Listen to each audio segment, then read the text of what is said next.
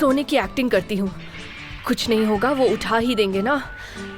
पता नहीं मेरे साथ क्या होने वाला है।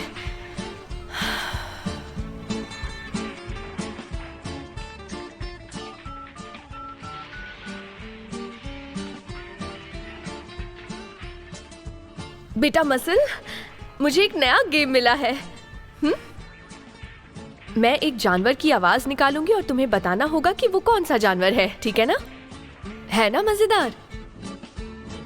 चलो तो अब हम लोग शुरू करते हैं। तो पहले मैं किसकी आवाज निकालूं?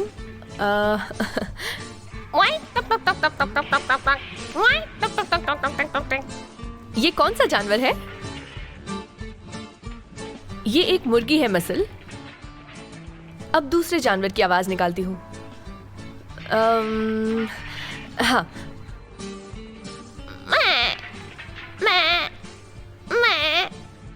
ये किसकी आवाज है? ये एक भेड़ की आवाज है।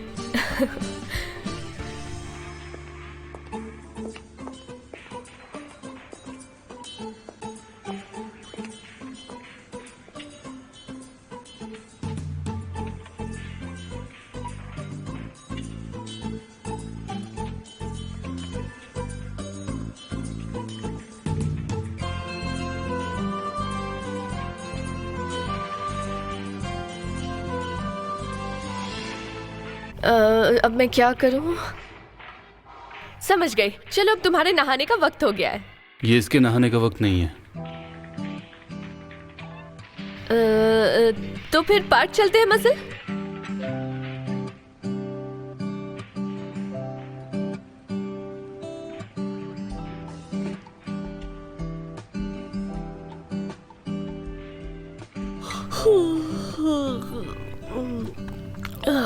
मुझे नींद आ रही है, मैं थोड़ा सो लेती हूँ।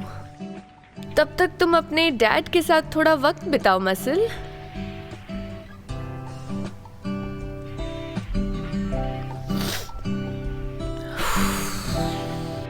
अच्छा ठीक है।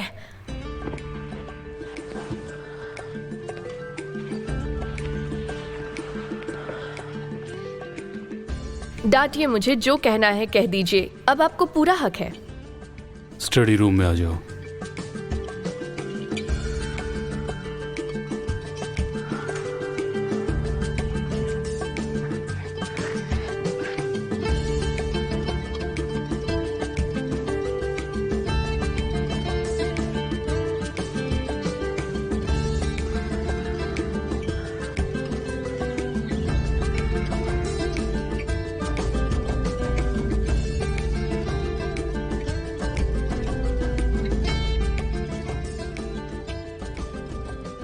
तुमने सिस्टर सेरिया के भोलेपन का फायदा उठाकर उनसे सारी जानकारी ले ली।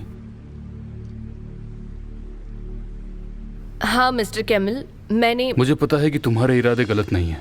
अगर ऐसा होता तो हम लोग यहाँ शांति से बैठकर इस तरह से बात नहीं कर रहे होते। मैं जानता हूं तुम ये सब मसल की भलाई के लिए कर रही हो, पर उससे कुछ नहीं होने वाला। पुराने जख्म कुरेदने से हम में से किसी का भला नहीं होगा। मसल की हालत और बिगड़ सकती है, शायद वो हम में से किसी को पसंद भी ना करे। उसकी मां से मिलने के बाद बहुत कम चांस हैं उसके ठीक होने के। मैं फिर से जिंदगी की इस मोड़ पर यह खतरा नहीं उठा सकता।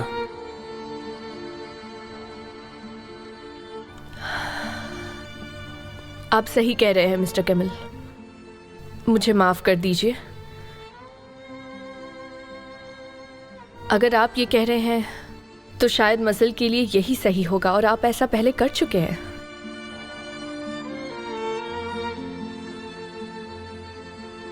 मैंने अपनी सारी हदें पार कर दी। I am so sorry. जैसा कि मैंने कहा कि तुम्हारे इरादे गलत नहीं है, तो इस मामले में मुझ पर भरोसा करो।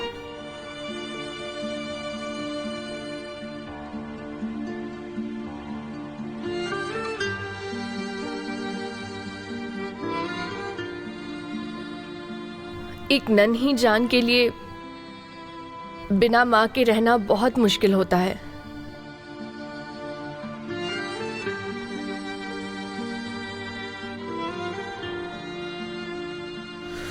और इस बात को मेरे से बेहतर कोई नहीं समझ सकता।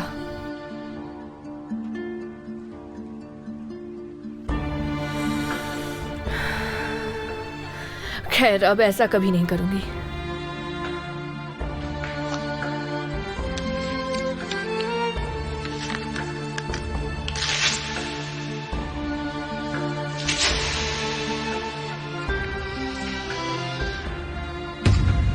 अब आपको कोई शिकायत नहीं होगी। मैं मसल के पास जाती हूँ।